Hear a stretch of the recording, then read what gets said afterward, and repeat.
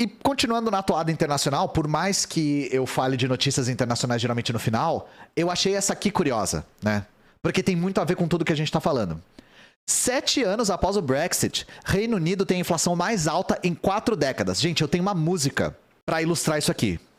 Ora, ora, se não são as consequências das minhas próprias atitudes.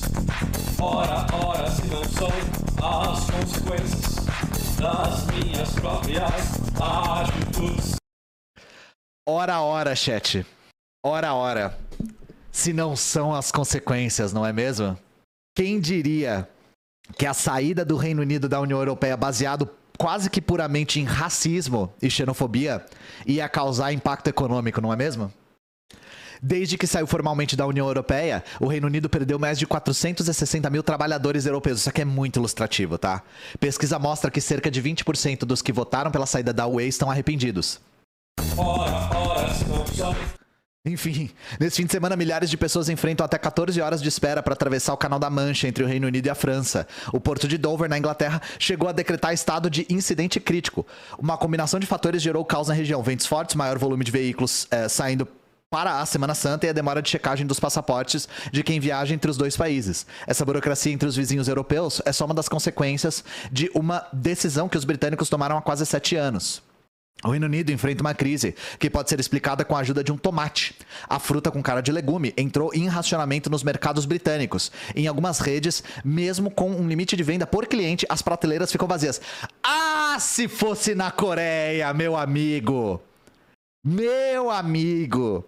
Vocês já viram aquelas fotos de gente falando assim: minha mãe, depois de sair da Polônia, depois da Romênia, segurando seu primeiro abacaxi. Ah, tá. A gente vai tirar um britânico, botar ele em outro país e falar assim: meu pai britânico segurando seu primeiro tomate, né? Radio Free UK imediatamente. 2 pesos e 2 medidas pra caralho isso aqui. Meu Deus, como é triste o capitalismo, né? Você não pode nem comer tomate. A especialista em gestão de abastecimento Fernanda Partridge afirma que a escassez é consequência de um emaranhado de problemas. A onda de calor na Europa, que prejudicou as plantações, a pandemia que desestabilizou as cadeias produtivas, a guerra na Ucrânia que disparou os preços da energia dos fertilizantes. Ela afirma que o Reino Unido até poderia ter driblado parte dos impactos não fosse o Brexit. Em uma votação apertada em 2016, os britânicos decidiram deixar a União Europeia, criada para integrar o continente e facilitar o trânsito de mercadoria de pessoas. Gente, o grande problema disso aqui é que isso teve apoio popular muito baseado em racismo. Foi uma campanha muito baseada em desinformação, muito capitaneada pelo Boris Johnson, e que tinha como seu pilar argumentativo frear o fluxo de imigrantes. Porque a União Europeia estava facilitando demais a entrada de sírios, a entrada de africanos, a entrada de latinos, etc. E que isso fazia com que eles fossem para o Reino Unido sugar o trabalho deles. E meu Deus do céu, e blá blá blá, tá? Então o alicerce foi muito esse. Tirando toda a questão econômica que era muito falseada. Com dados econômicos a respeito de quase como o argumento de quem é separatista do Sul. Falando, não, porque o Sul gera impostos não sei o quê e o Nordeste ganha impostos. Sabe esse argumento idiota e racista pra caralho? É muito semelhante. Dá pra gente fazer um paralelo, dadas as devidas proporções também, entre o separatismo do Brexit e o separatismo do Sul e de São Paulo, por exemplo, né? Que é muito baseado em racismo e xenofobia. O pesquisador da Universidade King's College, Joe Rieland, explica que esse resultado teve como principal motivo a imigração. Como cidadãos da União Europeia, trabalhadores de outros 27 países podiam ir e vir sem impedimentos, o maior objetivo do Brexit era controlar esse fluxo, foi o que eu acabei de falar. E as promessas iam além. Sobrariam mais verbas para o sistema público de saúde, mais emprego para os britânicos e salários mais altos. Gente, eu não vou ler nem o resto. Onde que tá o problema aqui? Vocês são inteligentes. Onde é que tá o problema nessa lógica aqui? De frear o fluxo imigratório para sobrar mais emprego e para o salário subir. Tem um problema nisso aqui, chama-se realidade. Todos os lugares que tem imigração, a economia cresce. Os imigrantes vão para trabalhar, tá? E os imigrantes vão para fazer trabalho árduo, com mão de obra barata, e são super explorados. O próprio primeiro-ministro, o Rishi Sunak, falou: se você é imigrante ilegal, você não vai ter proteção contra trabalho escravo. O que ele está querendo dizer?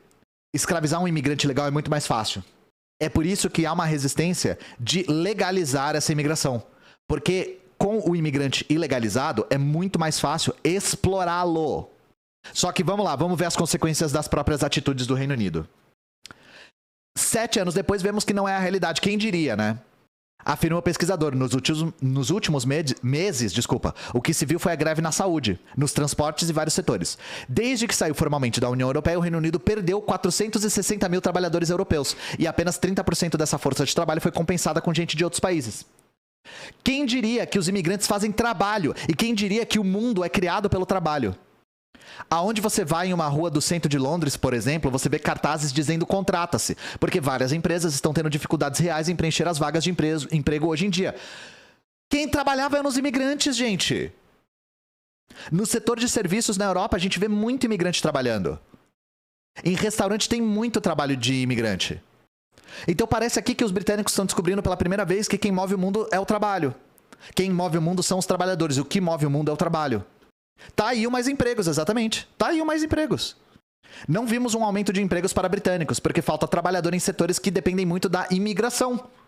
Tem menos gente trabalhando em lojas, nos transportes e também nas plantações de tomate. Quando o Reino Unido era parte de um mercado único, as empresas contratavam europeus com facilidade. Agora elas precisam trazer trabalhadores de mais longe, como Nepal, de países como Nepal, da Commonwealth, entre aspas, né? E acabam arcando com mais gastos com vistos de trabalho. O Brexit aumentou o preço dos alimentos em cerca de 6%. 20% dos que votaram pela saída da União Europeia estão arrependidos. Então, gente, claro que a gente tira sarro assim da idiotice que eles fizeram, mas eu vou falar uma coisa. Boa parte dessas pessoas foram induzidas ao erro por conta de uma campanha de desinformação de cunho racista e xenofóbico. Verdadeiramente, tá? São pessoas todas trabalhadas no Borizap, né? A gente chama aqui de Bolsozap, era o Borizap lá. Gente recebendo informação dia sim, dia também a respeito de como a imigração tá roubando emprego e islamizando o país e blá blá blá. Então, assim, sendo realistas, são pessoas que foram induzidas ao erro. Agora, como é que fala chupa cacana é doce em inglês, né? Como o camarada disse aí no chat. Então é isso, né? Suck that the sugar cane is sweet. Tem que trazer mão de obra barata das colônias. Pois é, né? Quem diria que quem trabalha são os imigrantes? Ah, a Cambridge Analytica também estava envolvida no Brexit? Eu não lembrava. Verdade, pode crer. They took her gerbs, né? Como tem aquele episódio do South Park, took her gerbs. Suck that it's grape. A galera tá falando inglês aí no chat, né? It was me. Eu não gostei. It was me. Não podes comer tomate mais. Só maçuim. It was me.